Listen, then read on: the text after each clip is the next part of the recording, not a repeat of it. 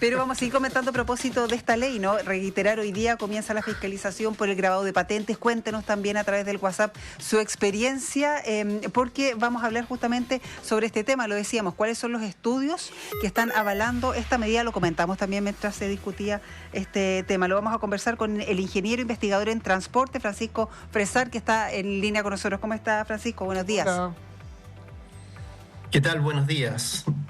Gracias por el contacto. Sí, muchas gracias una vez más, Loreto y Álvaro, por recibirme en vuestro programa. hemos hablado tantas veces, profesor, del tema de, del transporte, de seguridad, en fin.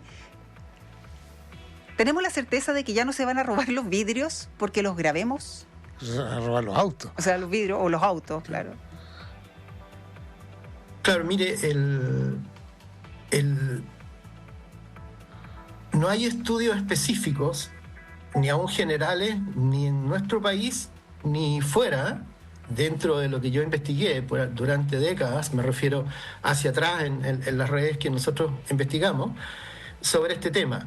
Entonces, esta es probablemente otra iniciativa del gobierno, no me refiero al gobierno actual, porque esto desde hace 20 años se viene trabajando de esta forma sin tener argumentos. Por ejemplo, gobiernos de cualquier color hacen lo mismo. Me refiero, por ejemplo, a la ley de el cambio de hora o del chavo cable, etcétera. No es este gobierno actual. O sea, este gobierno actual sí ha sido bastante cosista en el Ministerio de Transporte de hacer hartas cosas. Sin embargo, no han resultado buenas sus leyes y han fallado soberanamente en sus reglamentos. O sea, ¿para qué decir chavo cable? ¿Para qué decir la ley CATI?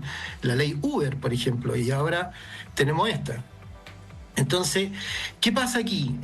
No hay un estudio específico de si efectivamente atenúa o tiene algún efecto en el robo de vehículos. Incluso es un tema, yo lo llamo un impuesto regresivo, porque perjudica notablemente a las personas más pobres o a los vehículos más baratos, que es casi lo mismo en el sentido. Por ejemplo, cuando presenté, me pidieron investigar esto en la Cámara de Diputados, desde una moción de una diputada para modificar este reglamento, mostré casos, y mostraba un caso para mí emblemático. Por ejemplo, la Toyota Hilux, que es probablemente una de las camionetas más caras que hay. En su versión relativamente estándar vale del orden de 35 millones de pesos actualmente, y hay unos modelos que cuestan 50 millones de pesos, pero situémonos en aquel que la tasación fiscal de impuestos internos la cataloga con un valor cercano a los 32 millones de pesos. ¿Ya? El permiso de circulación cuesta 1 millón de pesos. Sin embargo, en el otro extremo de esta camioneta, de este marca modelo, está la del año 1975, que cuesta 150.000 pesos, y el grabado de patente, el permiso de circulación cuesta como 32.000 pesos, en pesos de enero de 2025. Uh-huh. Entonces, si nosotros consideramos eso, es insano hacer el cálculo de cuántos son 20 lucas del grabado de la patente para aquella camioneta que cuesta 35 millones de pesos o 1 millón de pesos el permiso de circulación, porque es despreciable. Es cifras que cuesta leer y que no conviene decirla en la radio, simplemente todos pueden saber que es nada, es una propina que le pueden dar al que lo hizo.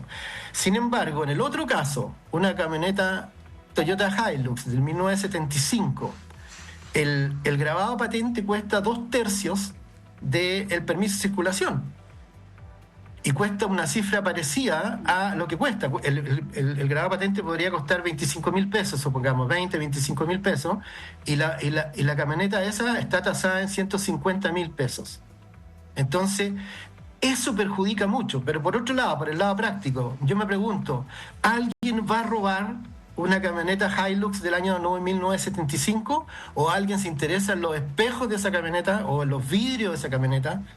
Entonces ahí es donde es insólito. Y lo que es peor en esta ley es que las motos, hay que grabar los espejos de las motos. Y yo tuve moto muchos años, y lo más fácil, lo más recurrente era que se me rompían los espejos y tenía que cambiarlos, digamos, una vez al año, 2 veces al año.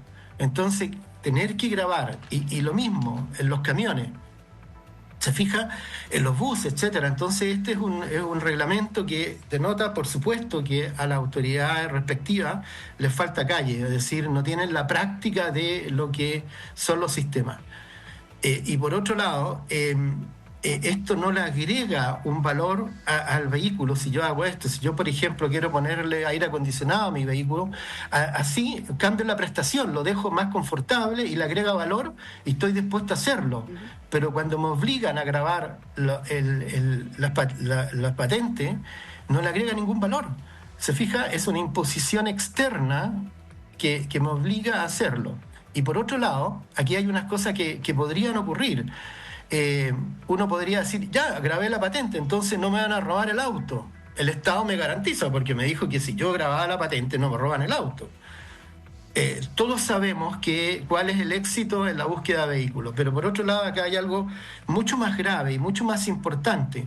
Es muy probable que las compañías de seguro no paguen ni los artefactos ni el robo de vehículos si no tenía grabada la patente en los vidrios. Entonces es probable que eso es una jurisprudencia, algo que se va a activar. Entonces ahí estamos favoreciendo nuevamente a externos, es decir, una vez más, nosotros como ciudadanos tenemos que hacernos cargo de todo, de la inoperancia del gobierno en el control de la delincuencia o de los portonazos o los arrancones, llámese como se llame, a dar franquicia a las compañías de seguro para que se consideren que no van a pagar porque no teníamos grabada la patente, etcétera. Entonces, creo que medidas como esta debieran ser mejor estudiadas y a los especialistas hacernos caso, o por lo menos decir, oye, mira, puede que tengas razón, no simplemente el portazo que siempre recibimos. Y por otro lado uno podría decir, que fue lo que yo propuse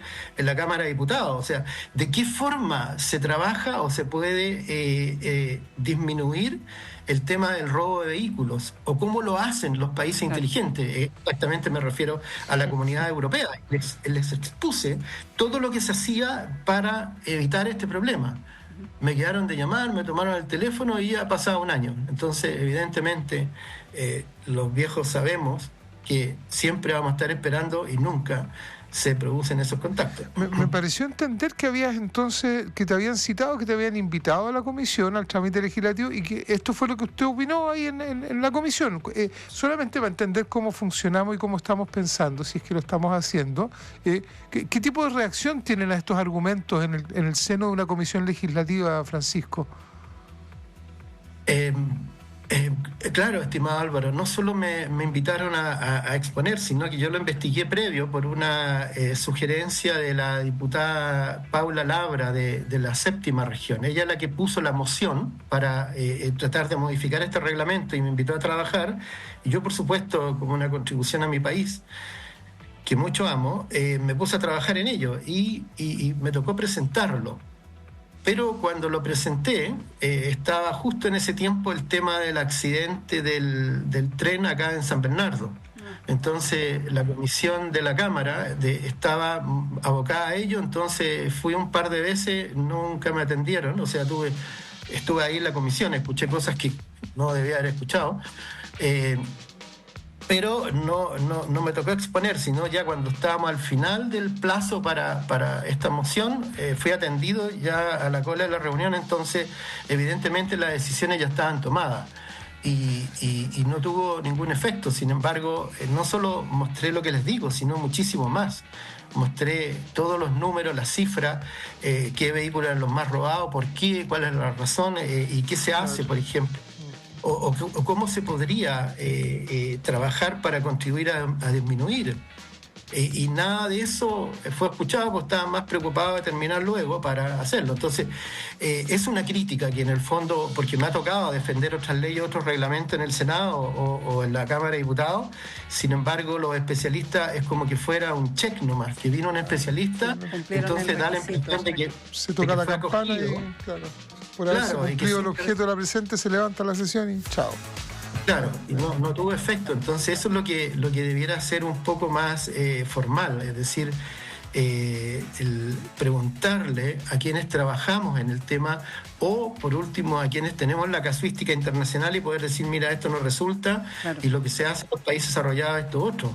Quienes saben, y ahí finalmente, oportunidades de mejorar. Claro, quienes saben finalmente, que es algo también que estamos conversando con los auditores hoy día, ¿no? A propósito de cómo se hace una ley que no llegan a puerto con el espíritu que salieron, y justamente con su testimonio también, como experto que va a la comisión, que se le escucha poco y nada, ahí ya se entiende muchas cosas. Francisco Fresar, ingeniero investigador en transporte, como siempre, profesor, muchísimas gracias. Un paréntesis muy cortito en relación con el tema anterior de este señor que proponía, hablaba de la silla de guagua, y comparto, Loreto, su opinión. Sí. Eso es muy importante, un temazo, podríamos tener media hora hablando, y lo digo porque en agosto, Dios mediante, seré abuelo. Llega mi nieto Samuel y estoy preparando todo un análisis de las sillas y la calidad de autos. Ya le dije a mi hija cuál podría ser el mejor auto, y ahora estoy analizando todo el mercado nacional de sillas para ver cuáles son las mejores, qué hacer, y probablemente mi decisión sea, mi amor, cómprala por Amazon en Europa, porque es una prejuicio por la calidad de la silla. Acá hay un engaño enorme de las marcas, los modelos, las capacidades. Los checks que se hacen no son los que se necesitan. Entonces, como yo quiero proteger mucho más a mi hijo Samuel, y así lo fue con mis hijos, la silla la compré afuera. La silla de mi hija chiquitita la traje de Holanda. La compré, era holandesa. Siempre es recomendable, de todas maneras. Es nuestro hijo. Claro, son nuestros seres más queridos. Entonces eso lo podemos transmitir al resto de la población, porque es justo que los padres que invierten un montón de dinero en esta silla, que hagan una buena adquisición. Bien. Entonces voy a terminar ese estudio, así que cuando quieran lo puedo presentar, porque sin duda esto es algo que no envejece. Muchas gracias, felicidades. Felicidades, y con tremenda motivación, además. Muchas gracias. Un abrazo grande, felicidades. Muchas gracias, buenos días. Qué buena. Un abrazo, muchas gracias a ustedes. Un abrazo. Sí.